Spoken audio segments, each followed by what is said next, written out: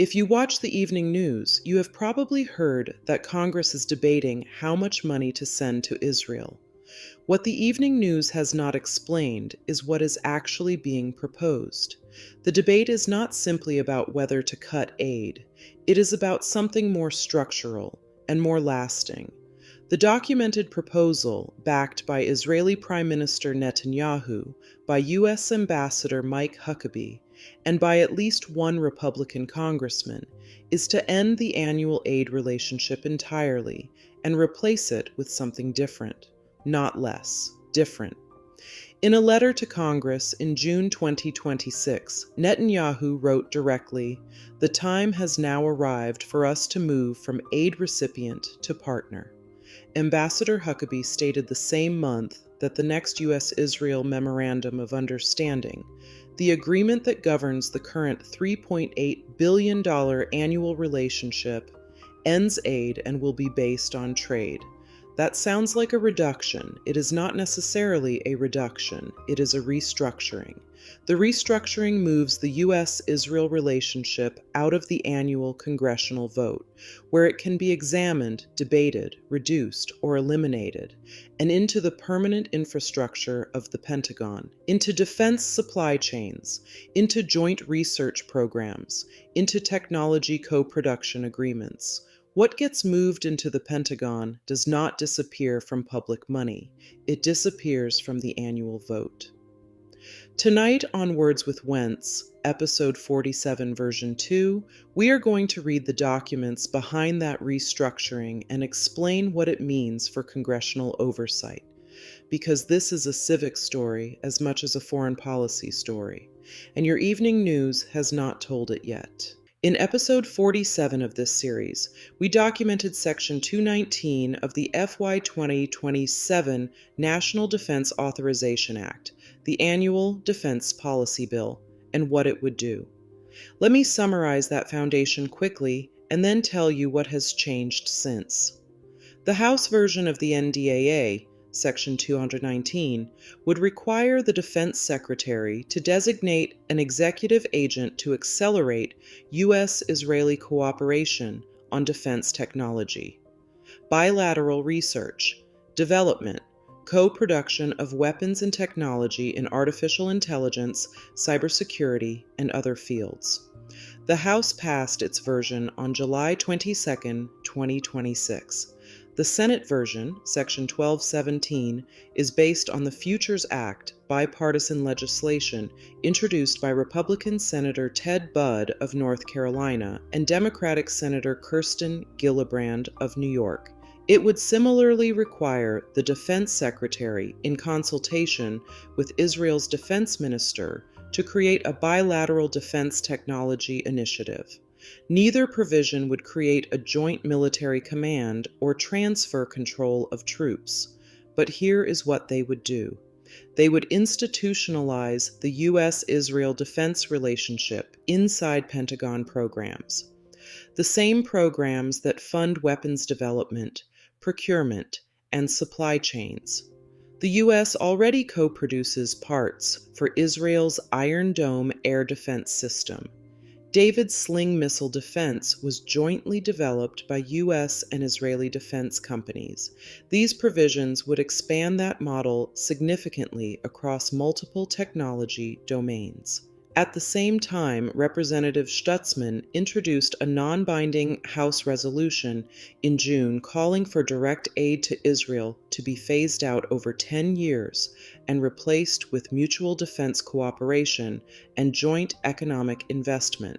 Netanyahu publicly backed that proposal. The direction of all of these documents points the same way: less direct annual aid, more embedded partnership, and the Senate has not yet voted to take it up. As of August 6, 2026, a motion to begin Senate debate made on July 27th was still pending. Here is the question that the evening news has not asked, and that the primary documents answer directly.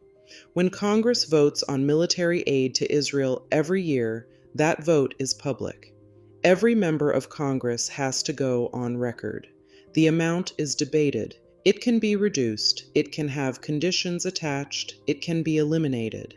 That is how congressional oversight works. A regular public vote on a specific amount of money for a specific purpose.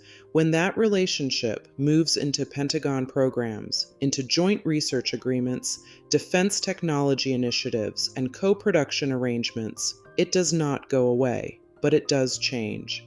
The Quincy Institute's senior research fellow, Steve Simon, wrote directly that the initiative would transform assistance into cooperation, thereby sheltering the security relationship from regular congressional votes and oversight. Sheltering from oversight, that is the phrase in the document. The Quincy Institute's Ben Freeman added a second dimension. It would give the Israeli government the opportunity to greatly expand one of the most powerful levers of influence in U.S. politics: jobs in the United States. When defense co-production creates American jobs tied to Israeli technology contracts, the political cost of unwinding that relationship rises significantly. Senator Chris Van Hollen of Maryland pointed to the Iron Dome as a cautionary tale. The U.S. co-produces components of Israel's Iron Dome system. When the U.S. wanted to transfer 2 U.S.-owned Iron Dome batteries to Ukraine during its conflict with Russia, Israel blocked the transfer, citing the risk that Russia could obtain the weapons. Van Hollen's documented concern: when U.S. and Israeli defense technology becomes deeply integrated, decisions about U.S. weapons and equipment can be constrained by the interests of the partner country. That is not an argument about the U.S. Israel relationship specifically. It is an argument about what oversight looks like when an annual vote becomes a permanent program, and it applies to any country. Here is where this stands as of August 24, 2026, and I want to be precise about the Senate timeline because the documents are precise.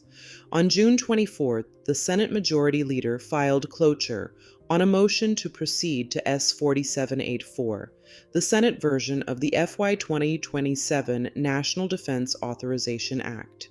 That set up the procedural vote. On July 14th, the Senate voted on whether to invoke cloture, to limit debate and begin formal floor consideration of the bill. The vote was 50 to 46. Cloture requires 60 votes. It failed. The breakdown is documented and relevant. 50 Republicans voted in favor, 46 voted against, 43 Democrats, 2 independents, and 1 Republican.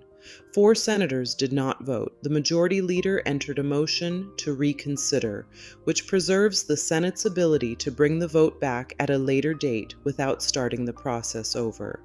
On July 27th, a new motion to proceed was made. The Senate did not vote on it that day. There was no vote. I want to be clear about that distinction. The motion was made, but it was not brought to a vote.